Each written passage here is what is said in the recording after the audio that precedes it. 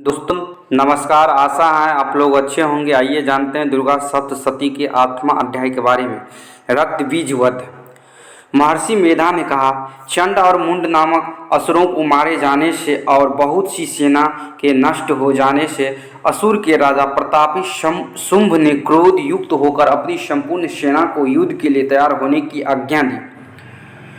उसने कहा, अब उदायुद्ध नामक 86 असुर सेनापति अपनी सेना के साथ युद्ध के लिए जाए और कुंभ नामक 84 सेनापति भी युद्ध के लिए जाए और कोटि वीर्य नामक 50 सेनापति और धूर्मकुल नामक के 100 सेनापति प्रस्थान करे। कालक और द्रोहिद मोरी और काल के योद्धित भी मेरी आज्ञा से सजकर युद्ध के लिए कूच करे। भयानक शासन करने वाले असुरों का स्वामी शुंभ इस प्रकार आज्ञा देकर बहुत बड़ी सेना के साथ युद्ध के लिए चला। उसकी सेना को अपनी ओर आते देख चंडिका ने अपनी धनुष की टंकोर से पृथ्वी और आकाश के बीच का भाग बुझा दिया।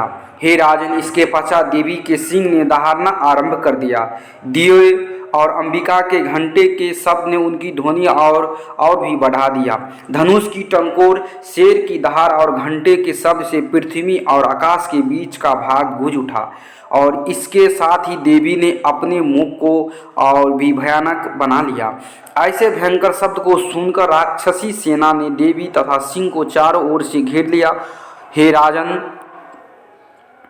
उस समय दैत्य के नाश के लिए और देवता के हित के लिए ब्रह्मा, शिव, कार्तिक, विष्णु तथा इंद्र आदि देवों की शक्तियां जो अत्यंत पराक्रम और बल से संपन्न थी, उनके शरीर से निकलकर उसी रूप में चंडिका देवी के पास गई।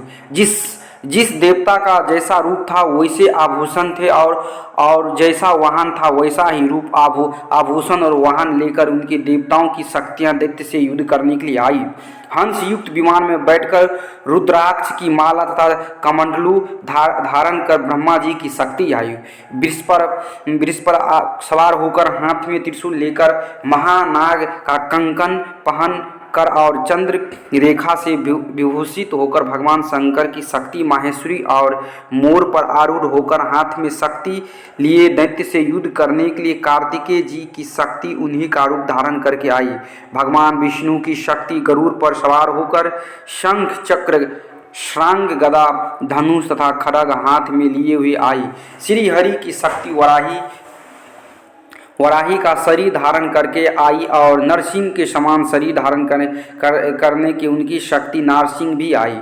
उसकी गर्दन के झटकों से आकाश के तारे टूट पड़ते थे और इस प्रकार देवराज इंद्र की शक्ति इंद्री में ऐरावत के ऊपर सवार होकर आई। पश्चात इन देवों की शक्ति से घिरे हुए भगवान शंकर ने चंडिका से कहा, मेरी प्रसन्नता के लिए तुम शीघ्र ही इन असुरों को मारो। इसके पश्चात देवी की शरीर में से अत्यंत उग्र रूप वाली और सैकड़ों गिदरियों के समान आवाज करने वाली चंडिका शक्ति प्रकट हुई।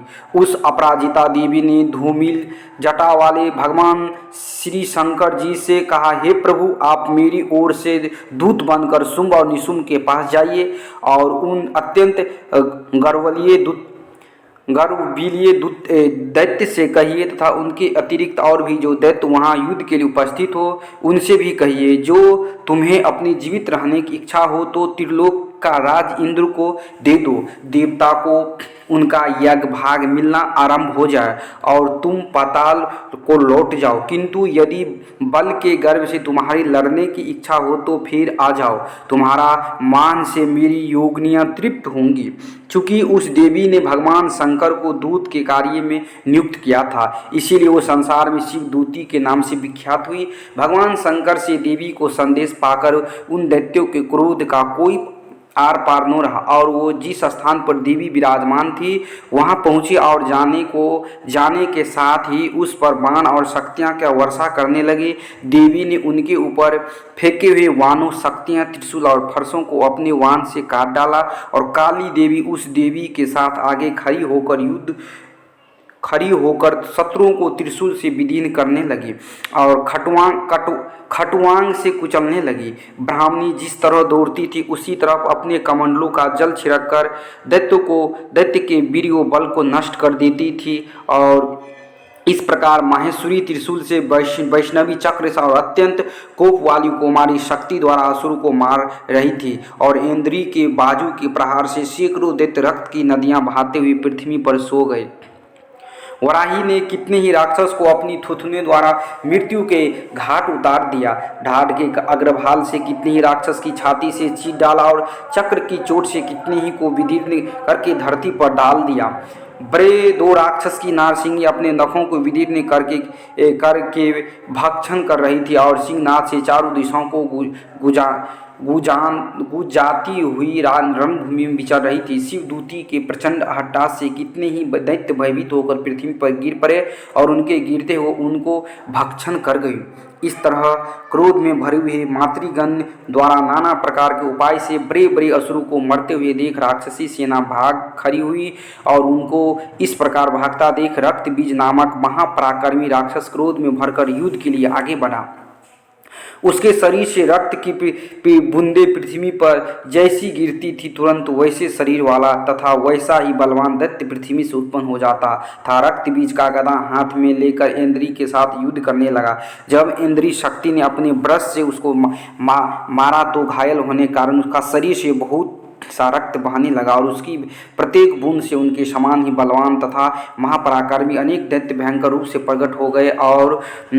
वो सब के सब दैत्य बीज के समान ही तेज वाला था। वो भयंकर अस्त्र शस्त्र लेकर देवियों के साथ लड़ने लगे। जब इंद्री के ब्रज प्रहार से उसके मस्तक पर चोट लगी और रक्त बहने लगे तो उसमें हजारों ही पुरुष उत्पन्न हो गए। वैष्णवी ने चक्र से इंद्री से गदा से रक्त बीज को चोट पहुंचाई और वैष्णवी के चक्र से घायल होने पर उसके शरीर से जो रक्त बहा उससे हजारों महाअसुर उत्पन्न हुए जिसके द्वारा वो जगत व्याप्त हो गया। कुमारी ने शक्ति से, वराही ने खड्ग और माहेश्वरी ने त्रिशूल से उसका घायल किया।